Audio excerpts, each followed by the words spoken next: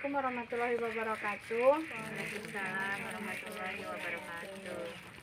Ibu, saya di sini akan mengadakan seminar kecil, yaitu berupa seminar sederhana atau penyampaian sedikit penyampaian informasi atau pemberitahuan ilmu pengalaman yang saya dapat di bangku kuliah selama semester 1 sampai 5.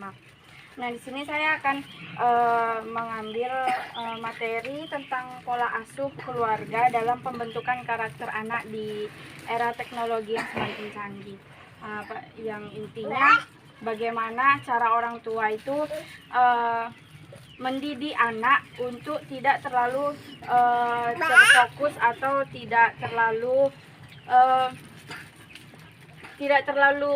berpatokan kali dengan gadget atau sebentuk HP, tidak kecanduan sama HP. Dan di sini saya mengadakan seminar kecil ini untuk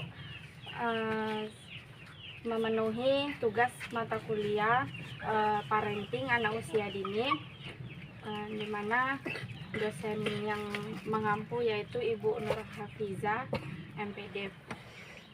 Saya meminta sedikit waktunya untuk ibu-ibu untuk mendengarkan, atau nanti ada yang mau ditanya jawabkan bisa juga. Di sini pola asuh keluarga dalam pembentukan karakter anak di era teknologi, yaitu ada beberapa gaya orang tua dalam pengasuhan anak. Yang pertama itu pola pengasuhan orang tua yang menganggap dirinya harus berhasil.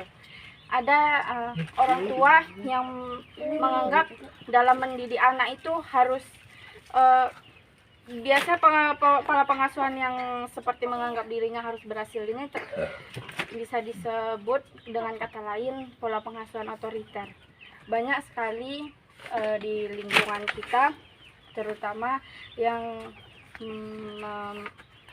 mendidik anaknya menggunakan pola pengasuhan otoriter. Yaitu pola pengasuhan otoriter itu banyak kekerasan yang terjadi, baik kekerasan fisik ataupun kekerasan mental terhadap anak tersebut. Bahkan bisa juga mental atau jiwa anak itu down saat seketika si orang tua ini marah terhadap anak tersebut, dan banyak terjadi di lingkungan kita. Nah, itu sebenarnya tidak boleh terjadi. Seharusnya kita dalam mendidik anak itu kita berbicara dengan baik, lembut, bertutur kata, bisa tegas tapi masih dengan yang gimana ya, lembut tapi tegas gitu, enggak yang harus membentak atau yang sampai melakukan kekerasan seperti memukul atau lain sebagainya. Terus pola pengasuhan orang tua yang menganggap dirinya efektif. Pola ini menganggap bahwa anak bukan harus bertingkah laku saja, tetapi melibatkan sikap dan perasaannya. Jadi di pola asuh orang tua yang menganggap dirinya efektif ini, anak lebih ditekankan selain bertingkah laku harus yang melibatkan sikap dan perasaan si anak itu. Terus kesalahan orang tua dalam mendidik anak. Banyak yang kita lihat kesalahan orang tua yang dalam mendidik anak ini, ya contohnya tadi seperti menggunakan kekerasan atau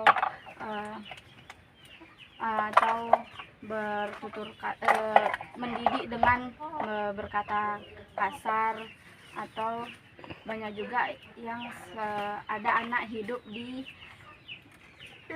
keluarga yang broken home. Biasa anak yang hidup di keluarga yang broken home ini bisa terganggu mentalnya, tapi tergantung orang tua yang mendidiknya. Ada juga anak yang enggak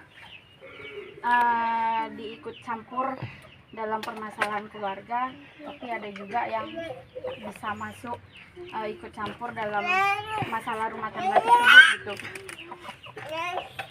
Biasanya ya tergantung orang tuanya lagi. Kalau memang kadang ada orang tua yang ribut antara ayah dengan ibu, tapi anak ada di hadapannya, nah itu biasa dapat mengganggu mental anak tersebut sampai dia dewasa. Biasa contoh kesalahan orang tua dalam mendidik anak ini kayak banyak sering terjadi, kita kayak membanding-bandingkan anak kita dengan anak yang lain. Nanti kadang ini loh dek, kayak gini loh, nah kayak sini loh.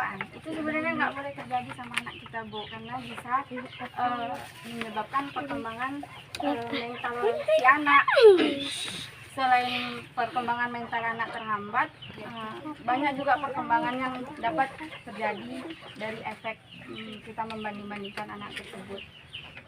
Terus pengaruh teknologi. Nah, kita lebih masuk ke intinya, pengaruh teknologi terhadap anak ini sangat, kita tahu ya, sangat berbahaya, karena di dalam gadget atau di dalam handphone itu banyak sekali godaan-godaannya seperti permainan, YouTube atau yang lain sebagainya yang bisa dapat memicu anak tersebut menjadi kecanduan terhadap gadget. Itu sebenarnya tidak boleh. Nah, dengan bagaimana cara kita untuk mencegah anak tersebut untuk tidak candu terhadap gadget, yaitu bisa kita alihkan anak tersebut dengan permainan-permainan yang ada atau permainan yang kita sediakan, yang contohnya yang kita belikan, atau yang permainan tradisional juga sekarang mulai kita lihat mulai tidak dibudayakan lagi oleh anak sekarang, karena ya kita lihat anak sekarang udah candu dengan gadget, udah nggak kenal lagi ada yang bermain-main dengan permainannya sendiri. Nah itu tadi, selain dengan kita alihkan dengan permainan, kita bisa memberi anak itu gadget, tapi hanya kita batasi waktu anak. Misalnya boleh main handphone, tapi cuman setengah jam ya nak, atau paling lama 1 jam ya nak. Nanti jangan paling sampai 1 jam, Bu, soalnya kalau sudah 1 jam memang kadang udah kelamaan, anak itu pun susah juga untuk mengambil handphone itu dari tangannya. Ya buat aja kita buat paling lama setengah jam aja. Nah, dengan setelah kita ambil handphonenya, atau setelah kita batasi waktunya, terus kita ambil handphonenya, kita alihkan anak itu dengan kita mengajak anak tersebut dengan bermain, atau kita alihkan anak tersebut, kita arahkan anak tersebut untuk bermain dengan teman sebayanya. Kan banyak sekarang yang pengaruh gadget, anak-anak yang kecil seumuran adik-adik ini pun udah candu sekali dengan handphone, dengan permainannya atau dengan nonton YouTube-nya, udah candu sekali. Ya kita coba aja untuk mengalihkannya dengan permainan, dengan teman sebayanya bermain. Terus pokoknya kita harus memang tegas dan konsisten gitu. Jadi di saat si anak juga bermain, jangan kitanya sendiri asik juga dengan handphone kita. Nah itu akan membuat anak, aku dilarang, kenapa orang tuaku masih main gitu, dengan asik dengan handphonenya sendiri. Nah pasti anak akan berpikir seperti itu, apalagi anak kecil umur-umuran segini masih banyak meniru tingkah laku orang dewasa. Itu makanya tindakan kecilnya bisa kita ambil dari mencegah agar anak tidak kecanduan gadget, ya dialihkan dengan permainan, atau dengan bermain dengan teman sebayanya, atau bisa kita ikut bermain dengan anak tersebut. Nah, itu inti dari materi atau ilmu yang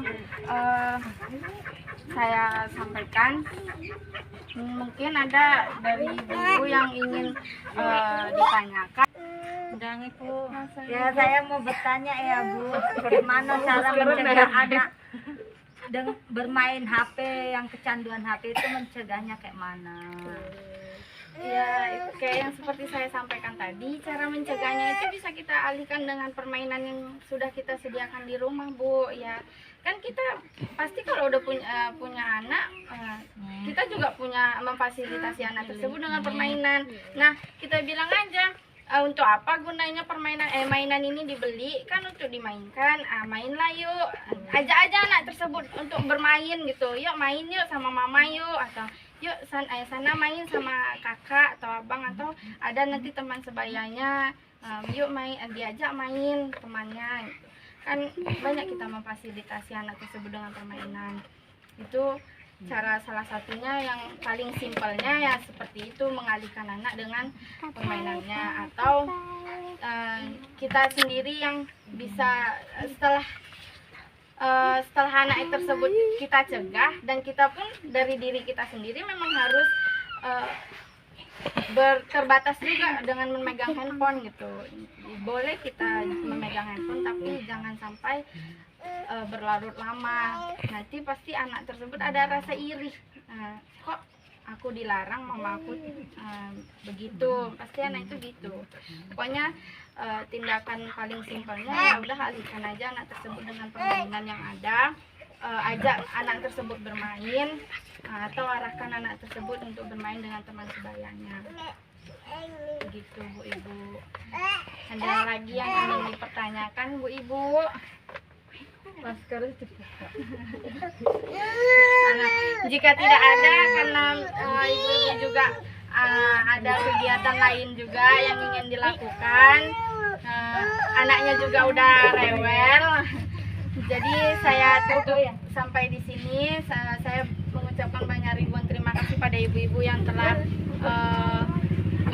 mau membantu atau mau mendengarkan sedikit arahan atau ilmu yang saya dapat selama kuliah 5 semester ini.